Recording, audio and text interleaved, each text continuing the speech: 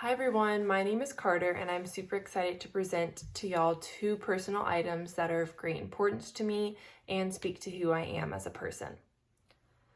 The first item that I have decided to present for my show and tell is this ribbon that my dog was awarded at a dog sport competition. The dog sport is dock diving, and for those of y'all who don't know what dock diving is, it's when a dog practically jumps off the end of a dock into a pool of water and there are judges to score how far your dog jumped. There are different divisions for this sport, and my dog competes in the senior division, which is from 15 feet to 19 feet 11 inches. And how the ribbon system works is once she gets 5 jumps in one division, she's awarded this ribbon. And that is what she did at the last event. And so she was given this ribbon, and a fun fact about this ribbon is that it is $115 total because it includes the initiation fee for the North American Diving Dogs Association and each of her jumps. The next ribbon in this sport is 30 jumps in one division, and that ribbon is priced at $575. This is interesting because dock diving is a huge hobby of mine and something that I partake in regularly.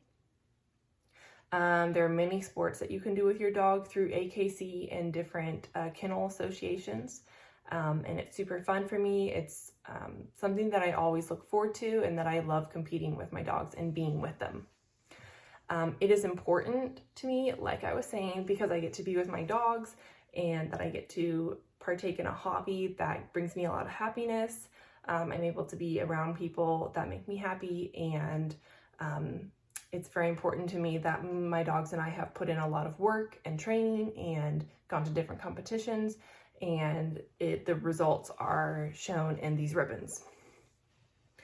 This ribbon also portrays my intersectionality as the class that I am in society.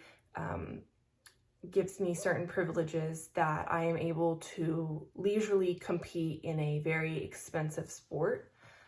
Dog sports are very expensive, and if you know anybody that's in dog sports, you can just ask them about it. It is quite the commitment and quite the lifestyle. So I am very fortunate to be able to have the time and the money to compete in these dog sports. In terms of broader world views, the dog sport community historically is seen as a white predominant sport. And even though today it's changing a lot in the past and still today, not in any of the sports I've competed in personally, but there is a lot of discrimination and racism, and the judges, for instance, will score someone's dog at a lesser distance than someone whose owner is white, just based on discrimination solely. The second item that I am presenting is my Dupixent medication. Ever since I was a child, I have dealt with multiple forms of psoriasis, and 3 years ago, my dermatologist prescribed me Dupixent, which is a bi-weekly injection of this medication, and it clears my psoriasis completely. It's interesting because it is new technology. It's something that is still kind of, psoriasis is still kind of being seen as something that you can use creams or ointments. And so this is kind of like an interesting new way to calm your psoriasis.